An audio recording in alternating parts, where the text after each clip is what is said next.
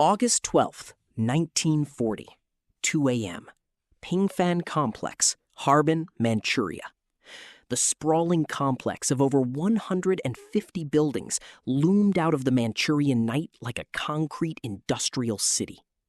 To the local Chinese population, it was officially designated as the Epidemic Prevention and Water Purification Department of the Kwantung Army. Smoke constantly belched from the tall brick incinerator chimneys, casting a heavy, greasy soot over the surrounding wheat fields. The locals smelled the burning, but they knew that to look too closely at the gates of Pingfan was to invite a swift, permanent disappearance. Inside the reinforced walls of Block 7, the air was cold and sterile. The facility was a state-of-the-art laboratory fortress designed by Lieutenant General Shiro Ishii, a brilliant but fanatical military physician. Ishii had convinced the Imperial Japanese High Command that the next war would be won not by conventional steel and lead, but by biological superiority. In the brightly lit corridor of the inner sanctum, a young medical assistant wheeled a heavy iron gurney toward Operation Room 1. On the gurney lay a Chinese partisan, captured weeks prior by the Kenpeitai secret police. In the ledger books of Unit 731, this man did not have a name. He was recorded simply as a Maruta, a log. To Ishii and his staff, the human beings held within the secret blocks were stripped of their humanity by bureaucratic decree. They were merely raw material, lumber to be cut, tested, and discarded. August 12th, 1940, 2:20 a.m. Operating Room 1, Block 7. Dr. Yoshimura held the scalpel poised over the prisoner's exposed abdomen. The man's muscles were taut, trembling with an adrenaline-fueled terror that vibrated against the heavy leather restraints. The medical assistant held a clipboard, ready to record the physiological data in real time. Beginning initial incision, Yoshimura announced, his voice flat and muffled by his cotton surgical mask. Subject is an adult male, approximately 25 years of age, infected 48 hours ago with the Yersinia pestis bacterium via flea vector. The blade came down. The reaction from the table was immediate and violent. The prisoner's body arched with an involuntary primal spasm. A muffled, guttural shriek tore from his throat, choked back by the heavy leather gag. His eyes widened so far that the blood vessels in his sclera began to rupture, turning his gaze into a mask of crimson agony. Tears of sheer shock poured down his temples, mixing with the sweat and dust of the cell. To a civilian doctor, the scene would be a violation of the Hippocratic Oath at its most fundamental level. But in the twisted ethical vacuum of Unit 731, performing a vivisection without anesthesia was considered a strict, uncompromising scientific necessity. General Ishii had drilled a specific dogma into his researchers. Anesthesia alters the normal physiological state of the human body. It lowers blood pressure, slows the heart rate, and relaxes the nervous system. If we use chemical sedatives, Ishii had lectured his staff during their orientation in Tokyo, the decomposition of the organs under the influence of the disease will be masked. The decomposition of the tissue must be observed in its pure, natural state. To sedate the Maruta is to distort the science. Yoshimura moved with a terrifyingly steady hand, ignoring the frantic thrashing of the legs secured to the table. He used surgical retractors to peel back the layers of skin and muscle, exposing the glistening cavity beneath. The assistant's pen scratched. August 12th, 1940, 2:45 a.m. Operating Room 1, Block 7. The air in the room had grown heavy and humid. The prisoner's breathing was now a series of wet, shallow rasps. His nervous system, pushed far beyond the limits of human endurance, was beginning to misfire. His limbs twitched in erratic, rhythmic patterns known as the death dance by the more callous guards. Yet Dr. Yoshimura remained focused on the blackened, swollen lymph nodes. The necrosis is spreading faster than the 1939 trials suggested, Yoshimura observed, pointing with a bloodied probe. The tissue is darkening in real time. Fascinating. He reached for a pair of surgical scissors. With clinical efficiency, he began to sever the connections to the spleen. Every snip of the metal triggered a fresh jolt in the prisoner, whose muffled cries had faded into a low, rhythmic whimpering. To the researchers, this wasn't murder. It was dynamic pathology. They believed that by watching the organ function, seeing the blood pulse through the infected veins until the very moment of removal, they were gaining a pure understanding of the plague that would eventually be loaded into porcelain bombs and dropped on Chinese cities like Ningbo and Chengde. Once the organ was removed and dropped into a glass jar filled with preservative, the prisoner was no longer a log of any value. He was now an empty vessel. Subject's utility is exhausted, Yoshimura said, stepping back from the table. He didn't bother to stitch the wound.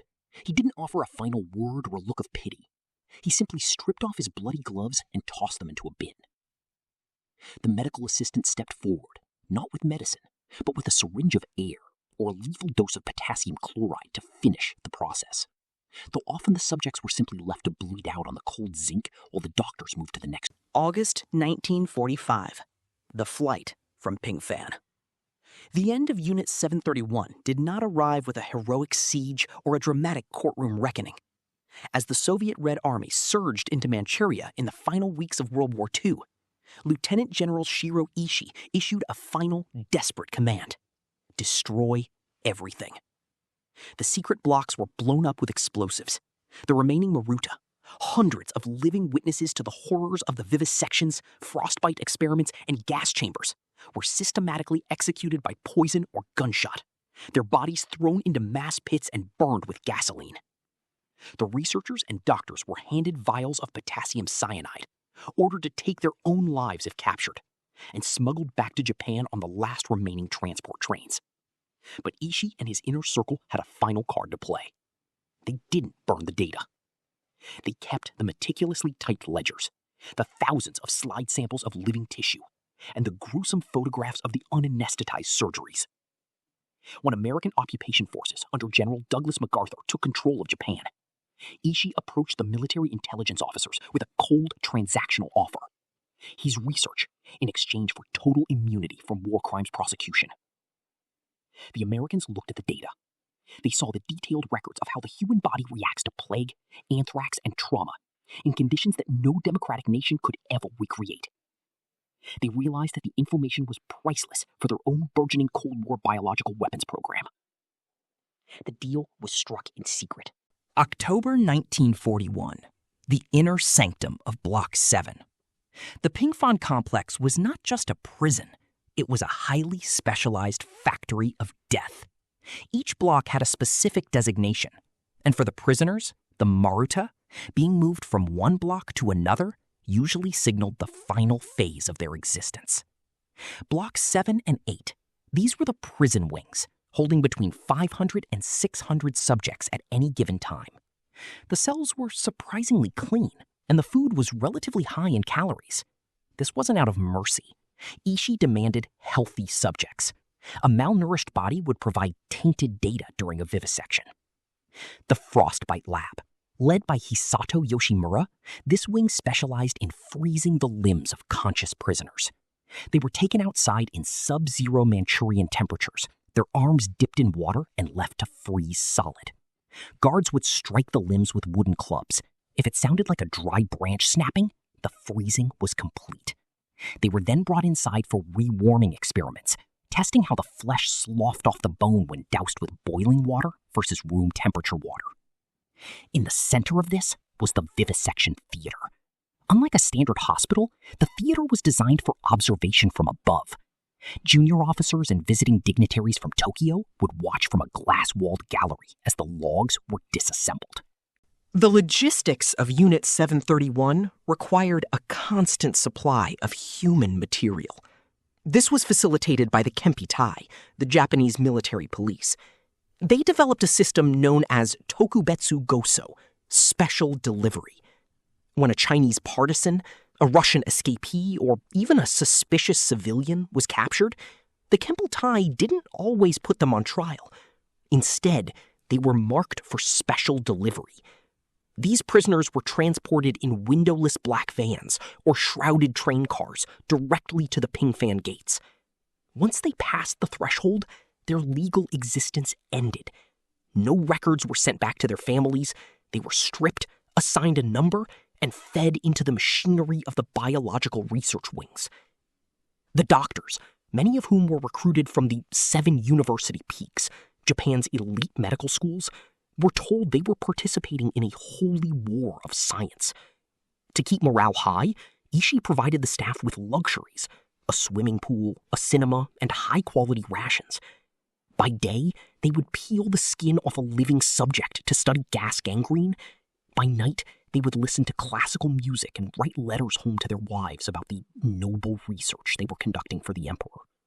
The scale of the horror is difficult to quantify because of the mass destruction of evidence in 1945. However, estimates suggest that at least 3,000 men, women, and children died inside the walls of Pingfan. This does not include the tens of thousands, perhaps hundreds of thousands, who died in the surrounding villages when Unit 731 field-tested their weapons by dropping plague-infested grain and cotton from airplanes. I saw them take a woman and her child. They were used for a vacuum experiment. They wanted to see if the internal organs of a child reacted differently than an adult when the pressure was dropped. I will never forget the sound of the child's chest cavity collapsing while the mother watched.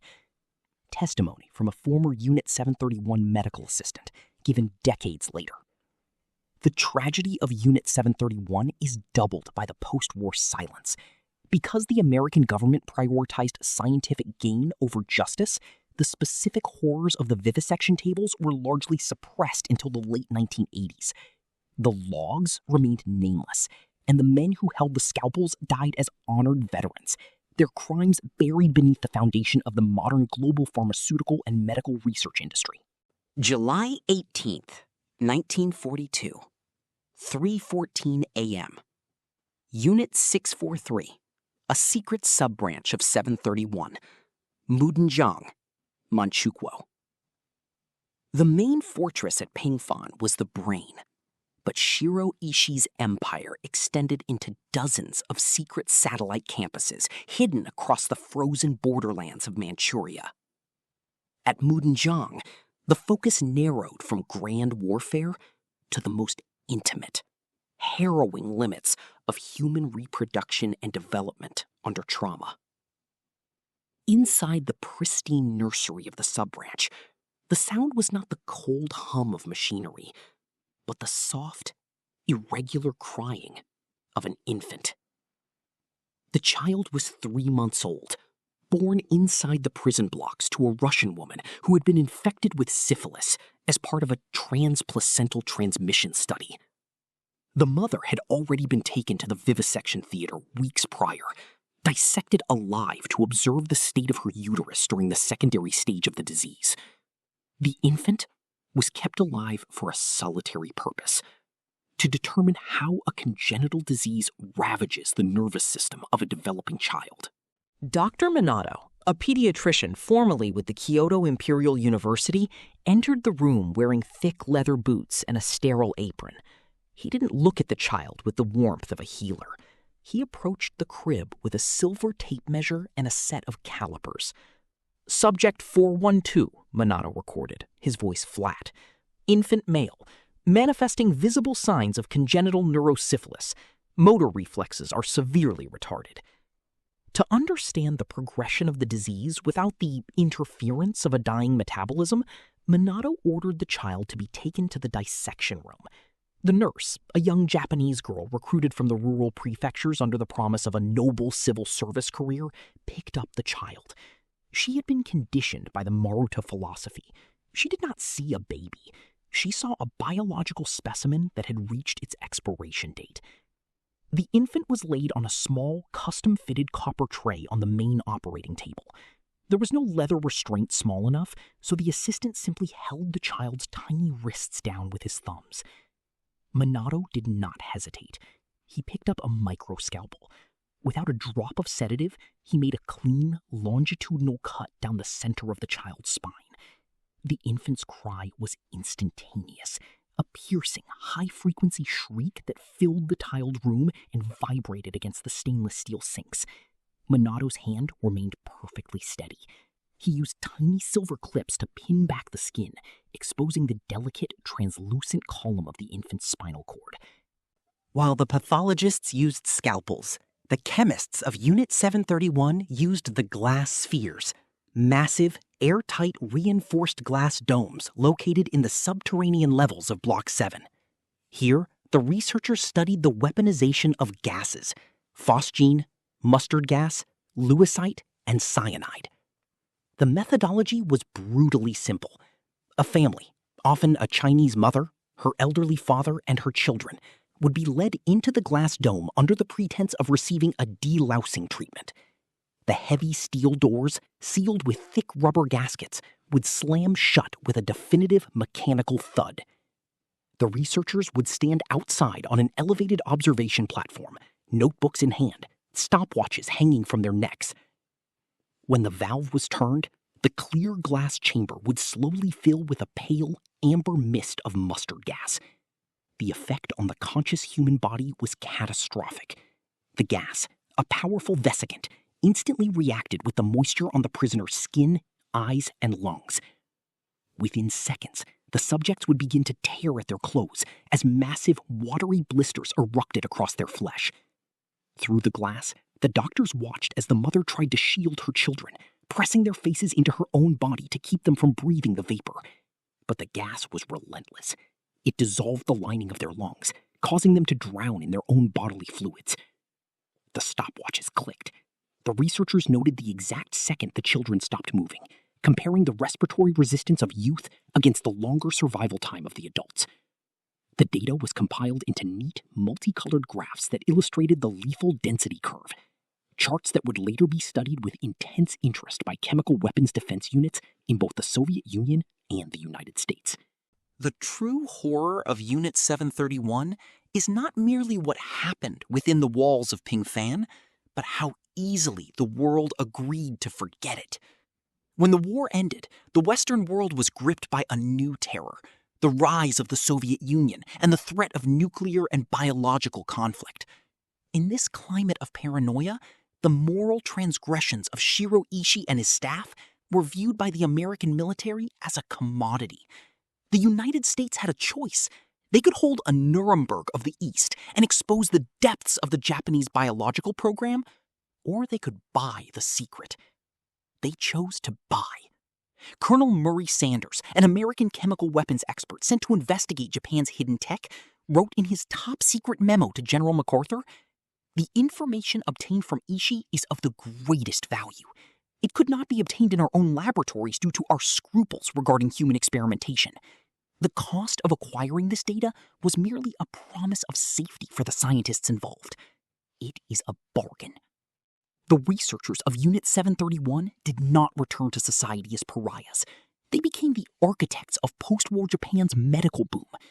Dr. Masaji Kitano, who took over command of Unit 731 from Ishii in the later years of the war, became the director of the Green Cross Corporation, which grew into one of Japan's largest pharmaceutical giants. Other researchers became the deans of medical schools at Tokyo, Kyoto, and Osaka universities, passing on their clinical discipline to generations of students who never knew that their professors' hands had once pulled the organs from conscious, screaming children. The site at Pingfan was left to decay, its ruins swallowed by the expanding industrial suburbs of Harbin. For decades, the official stance of the Japanese government was one of total omission. The unit did not exist in school textbooks, and the records were classified.